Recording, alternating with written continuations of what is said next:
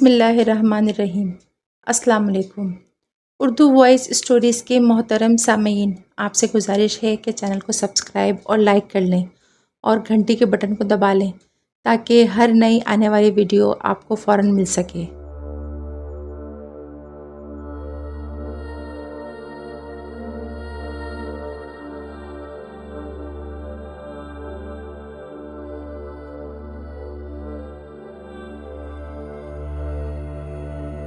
ملی میری جان، میں تمہیں واپس لاؤں گا، ہر قیمت پر لاؤں گا۔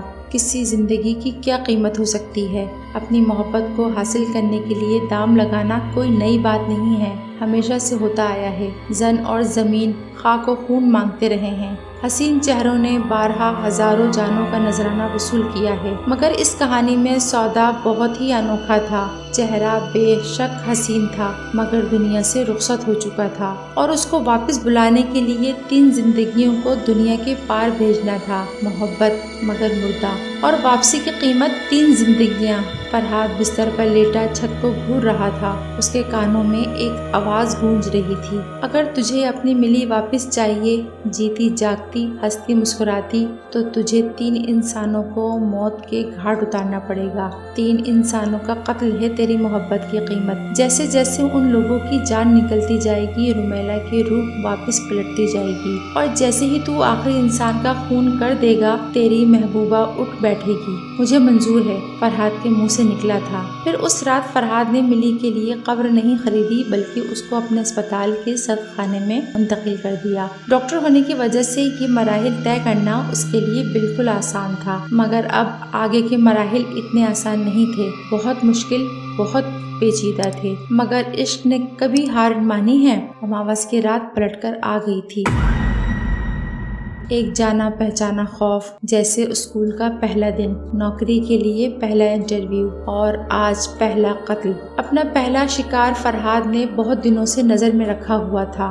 سرکاری اسپتال ہونے کی وجہ سے بہت سے لاوارث مریض بھی یہاں زیر علاج تھے۔ ان میں سے ایک خاتون نسیمہ بیگم کی حالت بہت بگڑ چکی تھی۔ وہ کافی دنوں سے اسپتال میں تھی اور ان سے کبھی کوئی ملنے نہیں آتا تھا۔ فرحاد کو بے چینی سے مقررہ تاریخ کا انتظار تھا، یعنی چاند کی آخری تاریخ کا۔ جیسے ہی گھڑی نے 2 بجائے، فرحاد اٹھ کھڑا ہوا۔ اس نے اپنے کوٹ کی جیب سے انجیکشن نکال لیا۔ اس کے سرد چہرے پر بلب کی روشنی سیدھی پڑ رہی تھی۔ اس نے سرنج میں انجیکشن کو بھر لیا۔ اس کا ذہن بالکل خالی تھا۔ وہ کیا کر رہا تھا؟ کون سا گناہ کرنے جا رہا تھا؟ وہ کچھ نہیں سوچ رہا تھا۔ وزٹنگ آورز ختم ہو چکے تھے۔ ڈیوٹی پر موجود اسٹاف پر سستی اور نیند کا غلبہ طاری تھا۔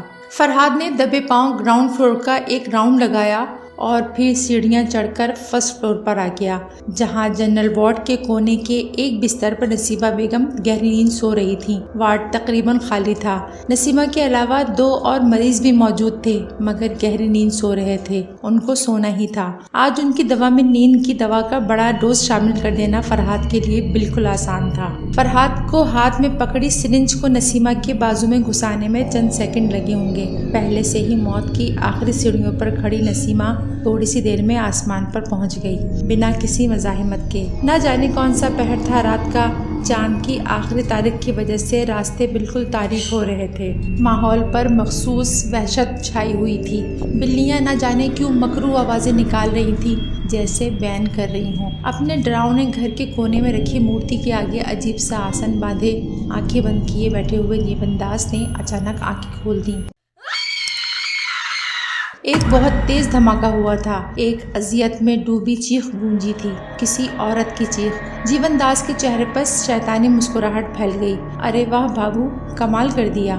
فرحاد کی انتہائی بے دردی سے انجیکشن ٹوسنے کی وجہ سے بیچاری عمر رسیدہ کمزور نسیمہ کے بازو سے بھی چند قطرے خون کے نکل ہی آئے تھے۔ فرحاد نے احتیاط سے وہ خون اپنی انگلی پر جمع کر لیا۔ تیزی سے سیڑھیاں اتر کر وہ سرد خانے کی طرف جا رہا تھا۔ جس طرح کسی ڈرامے کے اینڈ پر انتہائی گناہگار لوگ ایکسیڈنٹ یا فالج کا شکار ہو کر گناہوں سے توبہ کر لیتے ہیں اور بالکل بدل جاتے ہیں۔ اسی طرح صاف ستھری زندگی گزارتا ہوا فرحاد شیطان کے گھیرے میں پھنسا کسی چالاک سیریل کلر کی طرح کامیاب چالیں چل رہا تھا۔ سد خانے کے آگے رکھی گارڈ کی کرسی حسب معمول خالی پڑی تھی۔ رومیلا کی لاش کے پاس پہنچ کر فرحاد نے اس کے چہرے سے سفید چادر ہٹا دی اور انگلی پر لگے خون سے اس کے سرد ماتھے پر تلک لگا دیا۔ انور صاحب کی عمر تو اتنی نہیں ہوگی مگر بیچارے بہت کمزور ہو گئے تھے۔ ٹائیفائڈ بگڑ جانے کی وجہ سے ہاسپٹل میں ایڈمٹ کرنا پڑا تھا۔ ان کی بیگم وفات پا چکی تھی تو کم عمر معصوم سی بیٹیاں دن بھر ان کے ساتھ رہتی تھیں مگر رات کو وہ زبردستی ان کو گھر بھیج دیتے تھے۔ بیچاری لڑکیاں بے چینی سے اپنے پیارے ابو کے صحت مند ہونے کی دعائیں اور ان کے گھر آنے کا انتظار کر رہی تھیں، اور فرحاد چاند کی آخری تاریخ کا۔ وقت تو کبھی رکتا ہی نہیں اور چاند کی آخری تاریخ بھی آخر آ ہی گئی۔ وہی روٹین، وہی ڈیوٹی پر موجود اسٹاف اور وہی فرحاد کا جنون۔ جیون داس سے ایگریمنٹ کرنے کے بعد فرحاد نے اپنی ڈیوٹی مستقل نائٹ شفٹ میں لگوا لی تھی۔ قتل کرنے کا مزہ تو رات میں ہی ہے۔ بلب کی روشنی سیدھی فرحاد کے چہرے پر پڑ رہی تھی۔ اس نے اپنے ہاتھوں پر ربڑ کے موٹے دستانے چڑھا لیے اور آہستہ سے کمرے سے نکل آیا۔ انور صاحب پرائیویٹ روم میں ایڈمٹ تھے۔ نرس انہیں دوا کھلا چکی تھی اور وہ بے خبر سو رہے تھے۔ فرحاد ان کے قریب کھڑا چند لمحے انہیں دیکھتا رہا۔ شاید اس کی نگاہوں کی تپش سے انور صاحب کی آنکھ کھل گئی۔ جانے پہچانے مہربان ڈاکٹر فرحاد کو اپنے پاس کھڑا دیکھ کر انور صاحب کے ہونٹوں پر مسکراہٹ پھیل گئی۔ ڈاکٹر صاحب نہ جانے وہ کیا کہنے لگے تھے کہ فرحاد کے مضبوط ہاتھ نے ان کا منہ سختی سے بند کر دیا، ہمیشہ کے لیے۔ محبت تو محبت ہوتی ہے، کون مقابلہ کر سکتا ہے کہ کسی کی محبت میں زیادہ طاقت، زیادہ دیوانگی ہے؟ کیا انور صاحب کی معصوم بچیوں کو اپنے باپ سے محبت نہیں تھی، جن کے سوا پوری دنیا میں ان کا اور کوئی سہارا نہیں تھا؟ نسیمہ بیگم کا دنیا میں کوئی نہیں تھا مگر خدا تو تھا، اور خدا تو 70 ماؤں سے زیادہ محبت کرتا ہے۔ کس نے حق دیا تھا فرحاد کو کہ وہ اپنی محبت کو پانے کے لیے لاشیں گراتا پھرے، خدا کے کاموں میں دخل اندازی کرتا پھرے؟ اور کون کر سکتا ہے خدا کے کاموں میں دخل اندازی؟ کون کھڑا ہونے کی تاب لا سکتا ہے اس کے فیصلوں کے سامنے؟ نہیں، کوئی نہیں۔ آج پھر فرحاد رومیلا کی لاش کے پاس کھڑا اس کے چہرے کو ٹکٹکی باندھ کر دیکھ رہا تھا۔ 2 قتل ہو گئے مگر ملی تو ویسی ہی بے جان تھی، بلکہ اس کا چہرہ تو گواہی دے رہا تھا کہ اس کو دنیا سے گئے وقت گزر چکا ہے۔ ملی کے ہونٹوں پر گہری نیلاہٹ نمودار ہو گئی تھی۔ ملی آنکھیں کھولو، فرحاد نے بے ساختہ پکارا۔ آپ یہاں کیا کر رہے ہیں؟ بالکل خاموش کمرے میں ایک آواز گونجی۔ فرحاد بری طرح چونک گیا۔ فرحاد نے مڑ کر دیکھا۔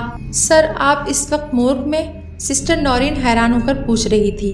فرحاد کو خود کو کنٹرول کرنے میں چند سیکنڈ لگے۔ جی، یہ گارڈ کہاں ہے؟ میں اس کو چیک کرنے آیا تھا۔ اس نے اپنا لہجہ سخت کر لیا۔ سر، وہ… نورین ایک دم گھبرا گئی۔ اس کی بہت مرتبہ رپورٹ ہو چکی ہے، وہ رات کو کمرے میں جا کر سو جاتا ہے۔ آپ کی ڈیوٹی اس وقت کہاں ہوتی ہے؟ فرحاد نے پوچھا۔ سر، میں راؤنڈ لے رہی تھی، مورگ کا دروازہ کھلا دیکھا تو یہاں آ گئی۔ فرحاد کو اپنی غلطی کا احساس ہوا۔ اس نے اندر آ کر دروازہ بند نہیں کیا تھا۔ میں بھی دروازہ کھلا دیکھ کر اندر آ گیا تھا۔ خیر، ایوری تھنگ از اوکے۔ آپ جائیں، راؤنڈ لیں۔ پھر وہی پراسرار خوفناک کمرہ تھا۔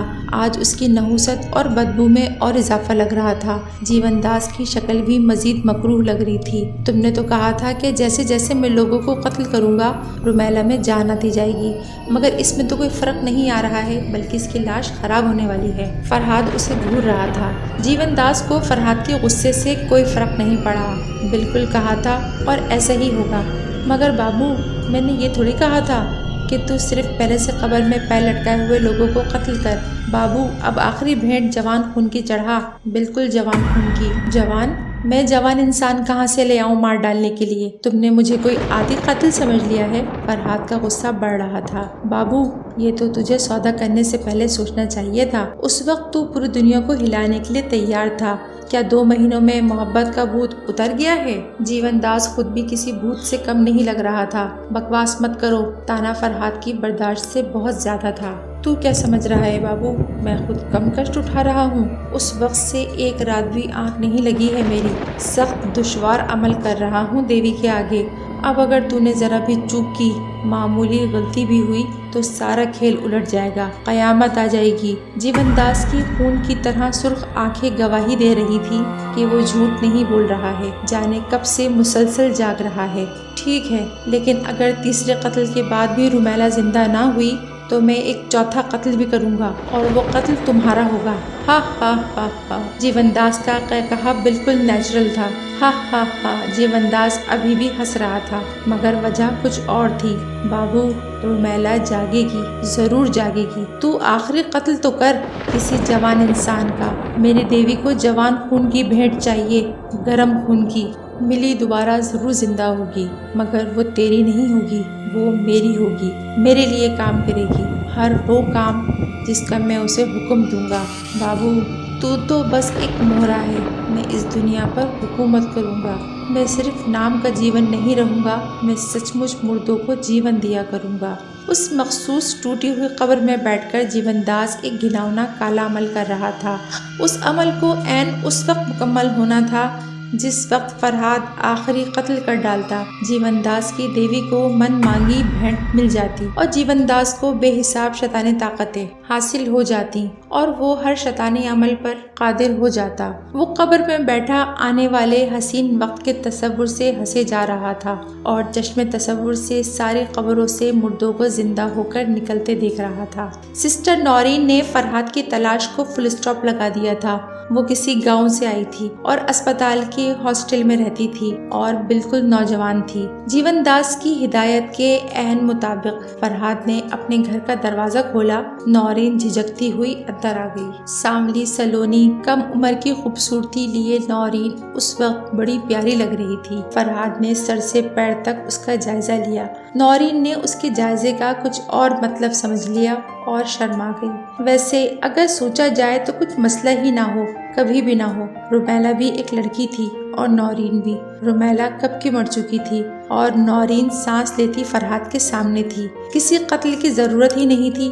نورین دل و جان سے فرہاد کی جیون ساتھی بن کر اس کے ساتھ جیون بلکہ 7 جنم بتانے کو تیار تھی۔ فرہاد کو اشارے کی ضرورت بھی نہ پڑتی اور نورین اس خوبصورت ڈاکٹر کی تمام عمر سیوا کرتی رہتی۔ مگر ہر کوئی تو نہیں اور صحیح کی کہاوت پر عمل تھوڑی کرتا ہے، کم از کم فرہاد تو ہرگز نہیں۔ نہ جانے کتنے خوبصورت خواب سجا لیے تھے نورین نے اپنی آنکھوں میں، کل رات سے لے کر اس وقت تک۔ جب فرہاد نے اپنی پسندیدگی کا اظہار کرتے ہوئے اسے اپنے گھر آنے کی دعوت دی تھی تاکہ باقی معاملات طے کیے جا سکیں، آخر ایسی باتیں ہاسپٹل میں تھوڑی کی جا سکتی تھی، اور ملاقات کو انتہائی خفیہ رکھنے کی تاکید کی تھی، کسی کو بھی کانو کان علم نہ ہو۔ 24 گھنٹوں میں کیا کیا نہیں سوچ لیا تھا بیچاری نے، منگنی کی انگوٹھی کا ڈیزائن، شادی کے جوڑے کا رنگ اور شاید اپنے ہونے والے بچوں کے نام۔ اسے تو اپنی خوش قسمتی پر یقین ہی نہیں آ رہا تھا، مگر اس بڑی غلط فہمی سے بھی ایک بہت بڑا شوق اسے آج لگنا تھا۔ فرہاد اسے ڈرائنگ روم میں بٹھا کر چائے بنانے چلا گیا۔ نورین نے تھوڑی دیر تو انتظار کیا، پھر کچھ رومانٹک ہو کر اس نے فرہاد کے ساتھ مل کر چائے بنانے کا ارادہ کر لیا۔ جس طرح ہینڈسم ڈریکولا کی خوبصورت مسکراہٹ کے ساتھ اچانک نوکیلے لمبے دانت نمودار ہو جاتے ہیں، سرنج میں انجیکشن بھرتا فرہاد اتنا ہی اجنبی اور ڈراؤنا لگ رہا تھا۔ زہر کا انجیکشن پہچاننے میں نورین کو بالکل دیر نہیں لگی، آخر کو نرس تھی۔ نسیمہ اور انور جیسے ادھیڑ عمر کمزور سوئے ہوئے لوگوں کو مارنا بالکل مختلف اور آسان تھا، مگر نورین نے اسے ٹھیک ٹف ٹائم دیا۔ کتنی ہی دیر وہ دونوں آگے پیچھے بھاگتے ہوئے چوہے بلی کا کھیل کھیلتے رہے۔ آخر نورین بیچاری ٹھوکر کھا کر گر پڑی۔ فرہاد بری طرح ہانپ رہا تھا، کانپتے ہوئے ہاتھوں سے وہ انجیکشن لگانے کی کوشش کر رہا تھا اور نورین اپنی زندگی بچانے کی۔ نورین بری طرح مزاحمت کر رہی تھی، مگر فرہاد نے آخر کار انجیکشن نورین کے بازو میں گھسا ہی دیا۔ مگر فرہاد بیچارہ کوئی قتل ایکسپرٹ تھوڑی تھا، وہ بری طرح گھبرایا ہوا تھا اور قدرت کو کچھ اور ہی منظور تھا۔